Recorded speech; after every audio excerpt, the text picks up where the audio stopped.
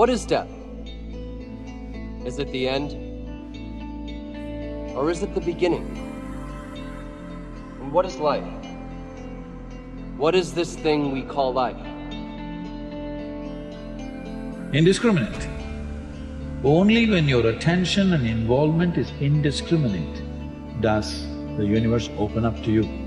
Because life is happening because of its openness. This is a fundamental difference between death and life is, people are thinking it's just breath, all right, on one level. That is also openness. Whether you allow this to happen or you don't allow it to happen. Whether you did it consciously or unconsciously, but it's happening, isn't it? Openness is on every subatomic particle, is in communication with everything. That's why this is going on. Breath is happening, so much is happening in connection with everything. It is only in openness you're alive. As you close doors, you're dying in installments. For now, what you want to focus on is you're hopelessly average. Amazing. And now it's about recognizing that the average human being is designed to learn and grow and to get better. And so now it's a question of how do we put enough time and energy into something to actually get better at that thing? And that really is the key that we want to focus on. I think when you feel stuck or dissatisfied in your life, it's a signal. And it's not a signal that your life is broken. It's a signal that one of your most basic needs are not being met. Your need for exploration. Everything about your life, about your body grows. Your cells regenerate, your hair, your nails, everything grows for your entire life. And your soul needs exploration and growth. And the only way you'll get it is by forcing yourself to be uncomfortable. What's the most important key to success? I think it's hunger. It's not getting satisfied. A hunger that doesn't go, a hunger to learn, a hunger to grow, a hunger to serve, a hunger to give, a hunger to create breakthroughs. Most people are hungry till they make a certain amount of money and then they get comfortable. And there's nothing wrong with that, but it's not about the money. It's not about the business. It's about your growth. Because every one of us either grows or dies. People ask me all the time, what does it take to be happy? I say one word, progress. Progress equals happiness, because achieving a goal feels good for how long? A week, a month, 3 months? And then there needs to be something else. And the reason for something else is because you gotta grow. The only thing that I think people should fear is standing still. So I've often said that running 1,000 miles an hour in the wrong direction is better than standing still. Stop waiting for something to move you and move yourself. Every day, move yourself. In the morning, move yourself. In the afternoon, move yourself. At night, move yourself. Be very intentional and very deliberate about moving yourself.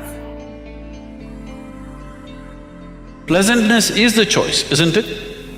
So why is it so much unpleasantness is happening in human experience? Because we never took charge of the inner dimension. We believe by fixing the outside, everything is going to be okay.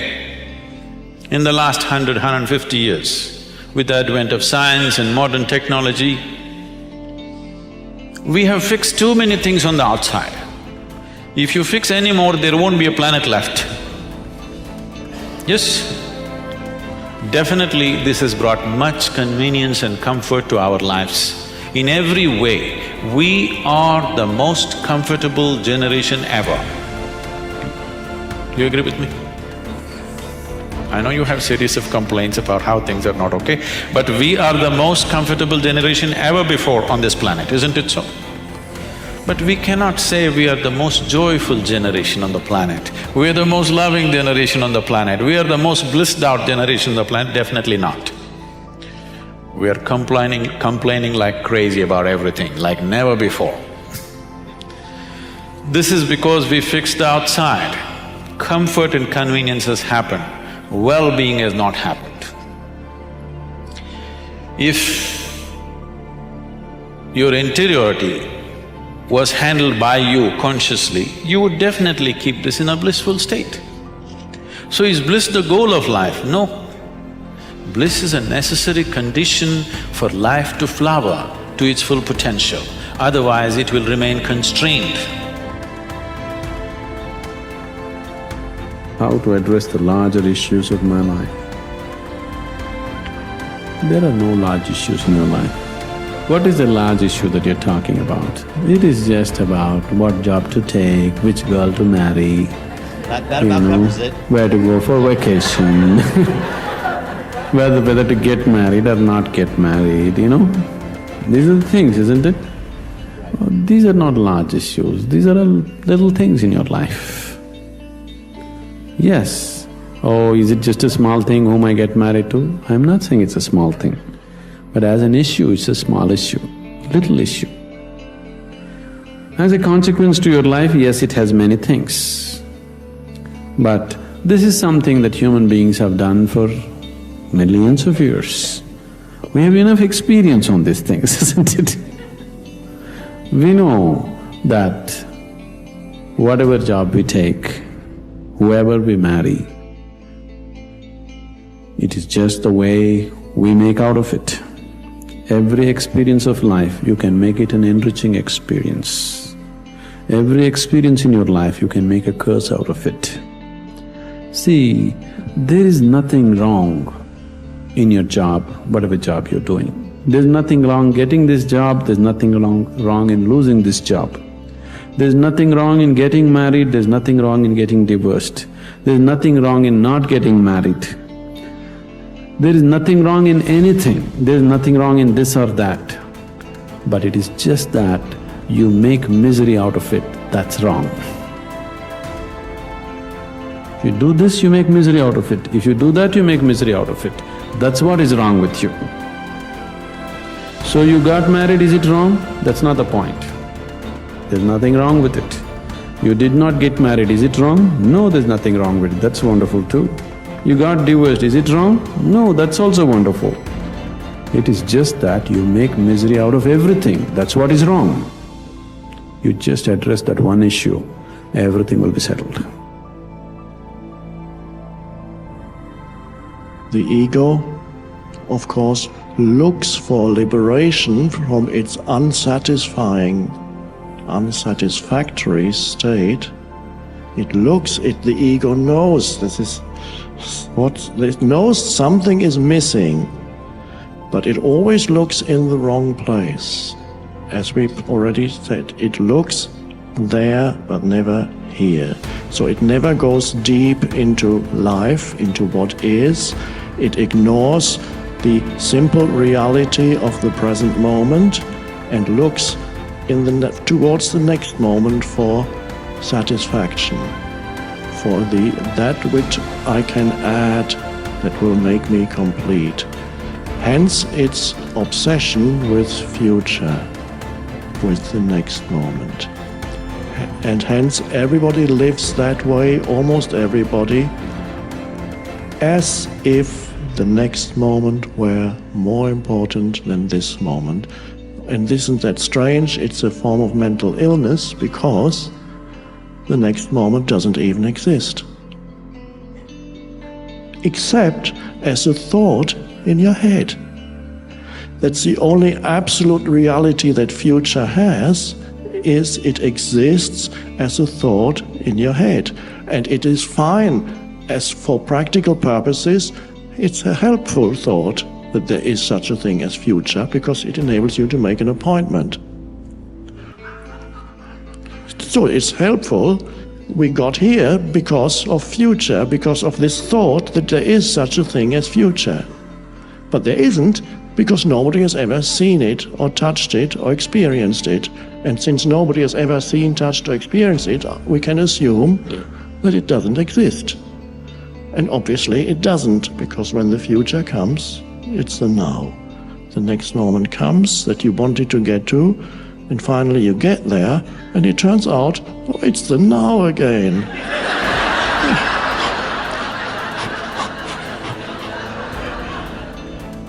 And the ego runs away from it, not realizing that what it has been looking for is hiding here. No matter what form this now takes, it is hiding where the conditioned mind, which is the ego, has never really looked. It always made the now, at best, into a means to an end, okay, this now, I need this now because it enables me to get to that more important moment, which is the future. Okay, a stepping stone, best of times. Or the ego had reduced the now to an obstacle. And for some people that is their normal existence. Every day long, every day long, whatever comes into the now, they look at it as an obstacle. Get out of the way. I want to get there. Every person that comes in, no, I want something else. The ego always wants not this. It wants to use this to get there. It wants to use every person that comes into now to get there. So every person the ego meets, okay, are you going to enable me to get to the next more important moment? How can I use you to get where I want to get to? The now is made into an obstacle. Or for the people who are very strongly identified with the egoic mind, they make the now into an enemy. Continuously complaining, it's never enough. They should, why don't they? This is never. Well, they can go into the most wonderful place, and after 5 minutes, they found the one thing that's not working as it should, and they're complaining. Yeah, they should do something about it. If not, I'm going to do something about it.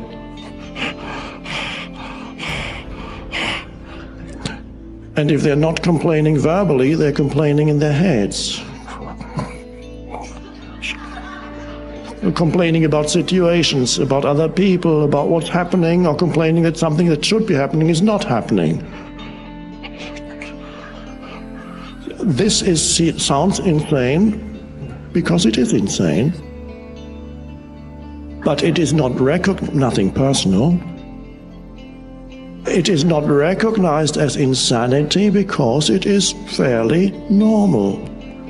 And if it's normal, then it's not recognized as an illness. So that is the dysfunctional state of consciousness that is condemned to perpetual discontent.